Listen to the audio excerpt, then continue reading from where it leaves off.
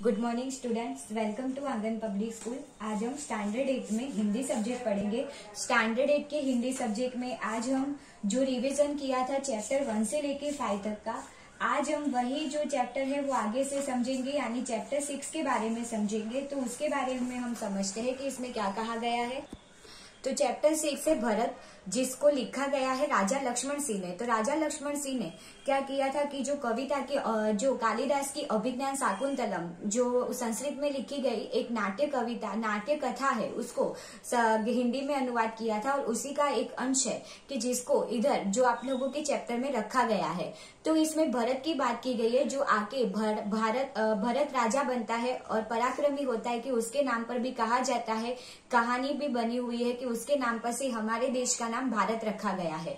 यानी कि इसमें जो स्टोरी है शकुंतला और दुष्यंत की, शकुंतला और दुष्यंत यानी कि उन लोगों का जो विवाह होता है और उनसे एक पुत्र होता है, उसका नाम है भरत।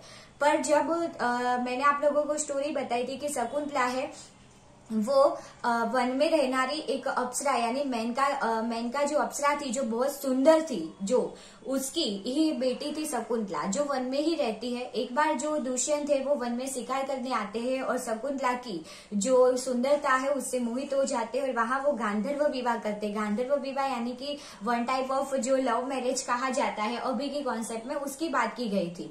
तो वो क्या है कि वहां गांधर्व विवाह करते हैं और गांधर्व विवाह के बाद दुष्यंत को फिर से अपने राज्य में वापस लौटना पड़ता है। वो शकुंतला से वादा करके जाता है कि मैं तुम्हें जल्दी ले जाऊंगा। अब शकुंतला है वो पूरे दिन भर दुष्यंत के जाने के बाद उसकी ही यादों में खोई रहती है और उसके ही विचार करती है। अब आगे जाके क्या होता है कि एक दिन ऋषि मुनि आते हैं शकुंतला की कुटिया में और वहां भिक्षा मांगने लगते हैं। शकुंतला ख्यालों में खोई होती, इसीलिए ऋषि मुनि को भिक्षा जो मांगे उसे पता नहीं होता। अब आगे ऐसा होता है कि ऋषि मुनि है वो क्रोधित हो जाते हैं और शकुंतला को श्राप देते हैं कि तू जिसके ख्यालों में खोई वो तुझे क्या हो जाएगा, वो तुझे भूल जाएगा। शकुंतला माफी मांगती है और पूरी बात बताती है। तब ऋषि मुनि कहते हैं कि हाँ, जब तू उसे याद करवाएगी तो उसे वो सारी चीज याद भी आ जाएगी। इस तरह उसके श्राप का निवारण करते हैं। अब उनको एक पुत्र होता है, उसका नाम सर्वदमन, यानी कि वहां के ऋषि मुनियों ने उसके पराक्रम और वीरता को देख के उसका नाम सर्वदमन रखा है। बाकी तो उसका नाम भरत भी था। अब क्या होता है कि फिर से एक बार दुष्यंत है वो वहां जंगल में आते हैं और सर्वदमन को देखते हैं। यानी कि जो सर्वदमन है वो जो सी शावक यानी कि सी के बच्चे के साथ खेल रहा होता है और उसे कहता है कि तुम क्या करो, तुम्हारा मुंह खोलो, मैं तुम्हारे दांत गिनना चाहता हूँ। वहां की जो दोस्त तपस्विनियां है वो उसे मना करती है कि तू उसे छोड़ दे, उसकी माँ आएगी तो तुझे काट खाएगी और तुझे ईजा पहुंचाएगी, यानी कि तुझे घायल कर देगी। फिर भी जो सर्वदमन है वो ऐसी बात से नहीं मानता है और कहता है कि मैं इन सारी चीजों से नहीं डरता हूँ। दुष्यंत ये सारी चीजें है वो देख रहा होता है। तब तपस्विनी का ध्यान दुष्यंत पर पड़ता है और कहता है कि तब तपस्विनी उनसे कहती है कि तुम मुझे समझाओ। दुष्यंत के समझाने पर सर्वदमन है वो सी शावक यानी सी के बच्चे को छोड़ देता है। तब तपस्विनी को आश्चर्य होता है कि इतने सारे लोगों के समझाने पर जो बच्चा है वो नहीं माना और दुष्यंत के समझाने पर ही मान गया।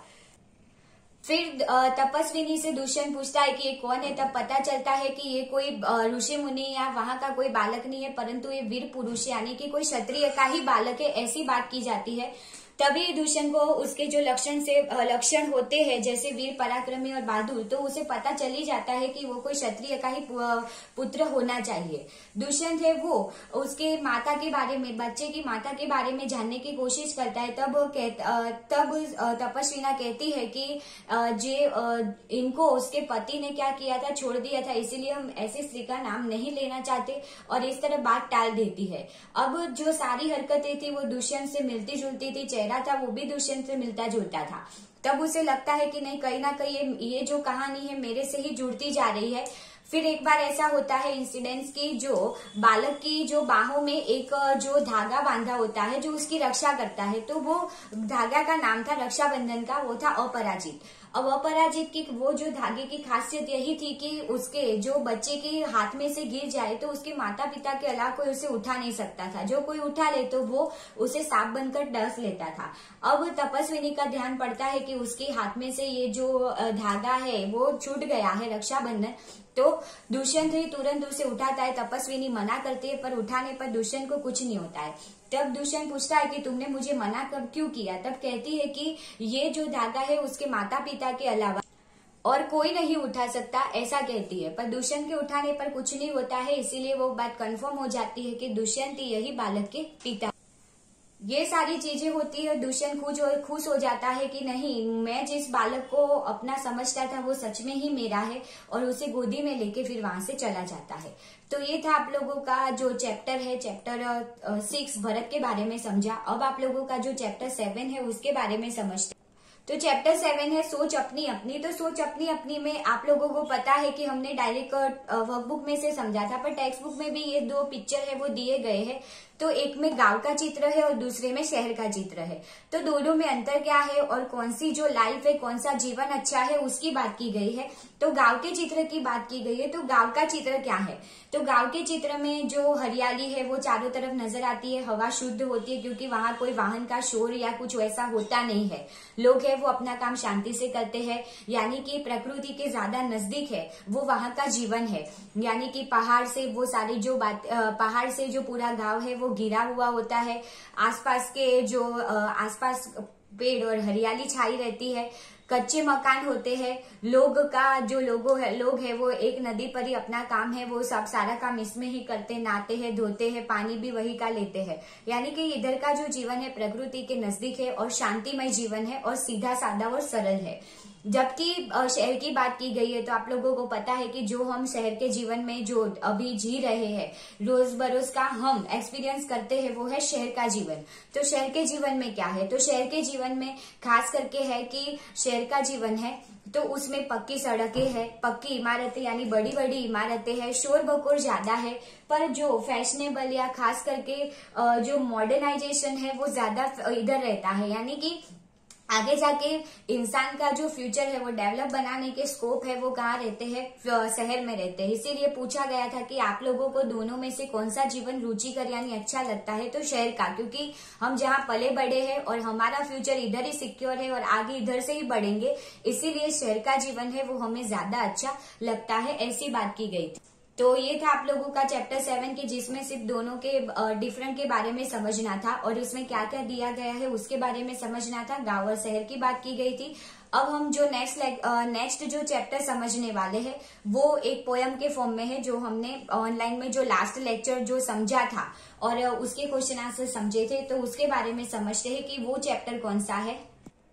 तो चैप्टर 8 माँ कहे एक कहानी, जो मैथिली शरण गुप्त ने लिखी है। तो माँ कहे एक कहानी, उसमें आप लोगों को पता है कि क्या दिया गया है। तो इसमें जो सिद्धार्थ के बचपन की बात की गई है, तो सिद्धार्थ की पत्नी अपने बेटे राहुल को यानी कि अपने पिताजी की यानी कि राहुल के पिताजी की बात सुनाती है। तो इसमें जो राहुल है वो माँ से यानी कि यशोधरा से क्या कहता है कि मुझे कोई कहानी सुनाओ। तो यशोधरा है वो सिद्धार्थ के बचपन की यानी कि अपने पति के बचपन की कोई एक घटना सुनाती है। तो इसमें जो सिद्धार्थ है यानी कि जो आगे जाके गौतम बुद्ध बनते हैं और वो नाम से फेमस होते हैं, जो हम लोग सब जानते हैं, तो उनके ही बचपन का नाम सिद्धार्थ था। तो जब वो एक दिन महल के बाहर बगीचे में घूम रहे थे सुबह सुबह, तब जो सुबह का वातावरण था उसकी बात की गई है कि सुबह का वातावरण था, ओस की बूंदे है वो फूलों पर पड़ी थी। हवा से जो फूल है हल्के झोंके से एक दूसरे से गले मिल रहे हैं वो ऐसा लगता है, और ओस की बूंदे सूरज की तेज रोशनी से चमक रही थी। उसी में ऐसे समय में ही आकाश में से एक पक्षी है, एक हंस है, वो क्या होता है किसी शिकारी के बाण से घायल होकर नीचे गिरता है, यानी कि उसके पंख पर क्या लगता है बाण लगा हुआ होता है। सिद्धार्थ पहले चौंक जाते हैं और तुरंत ही वो हंस को क्या करते हैं अपने हाथ में उठा लेते हैं।